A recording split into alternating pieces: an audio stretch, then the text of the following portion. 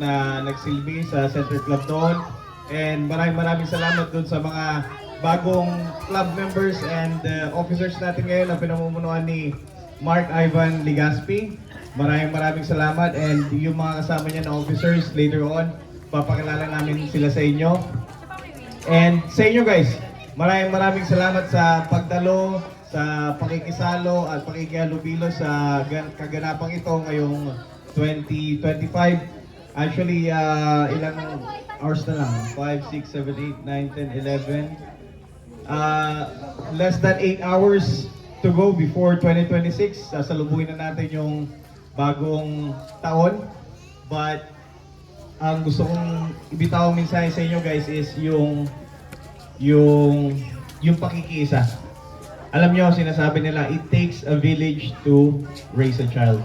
Ibig sabihin po nun guys, hindi lang yung pagiging childhood ng mga anak natin, kabataan is sa bahay, kundi malaking impact din po kung gaano kaganda at kaayos yung sitio natin, yung Sitio Alambre. And itong Sitio Alambre guys, even before nung meron tayong Guliman Center Club, dinadayo po ito. Yung mga tiga ibang sitio, Sitio Bukid, may mga kaibigan pa po tayo galing Mangaya, Unibaliw, Sagur, Sentro, pupunta po sila dito para makipagsalo-salo sa atin, makipag-celebrate, samahan tayo sa pagsalubog ng bagong taon. Gusto niyo ba guys na magkaroon tayo ng ganitong event yearly? Yes, sa ngayon, simple lang muna yung ginawa natin with our officers kasi gusto ko lang sila bigyan ng preview kung paano ba yung programa, paano mag-lead, but eventually, next year, magiging mas experience na sila kasi meron na silang 2025 experience. Sa 2026, mas magiging prepared na sila. Mas magiging exciting yung mga next na celebration natin. Next year guys, practicein nyo na po magkumanta. Kasi next year, magkakaroon tayo ng singing contest. Gusto nyo ba yun? Yung mananalo may 3,000. Second place, 2,000.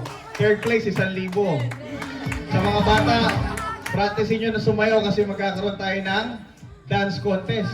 Yan. Yung grupo ng mananalo, meron kayong 5,000.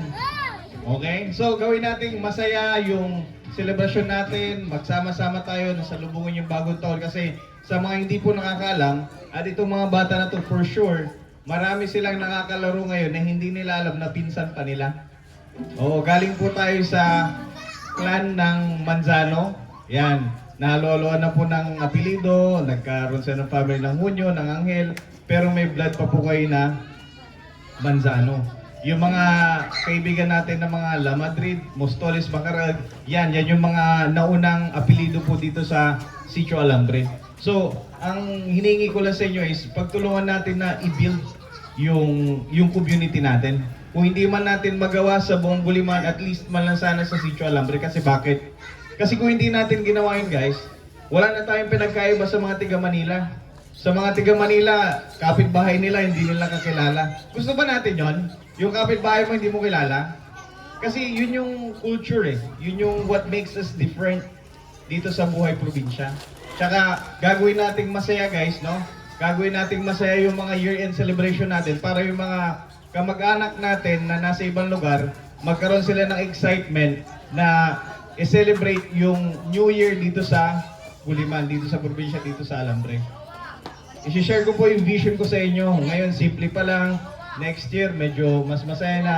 Eventually, kung manaig sa atin yung spirit of cooperation, alam niyo ba na kayang-kaya natin gumawa ng banda? Totoo. Totoo, pag nagkaisa tayo dito sa Alambre, kayang-kaya natin kumuha ng banda, kayang-kaya natin magkaroon ng countdown, kayang-kaya natin magkaroon ng kanya-kanyang table, o may table ang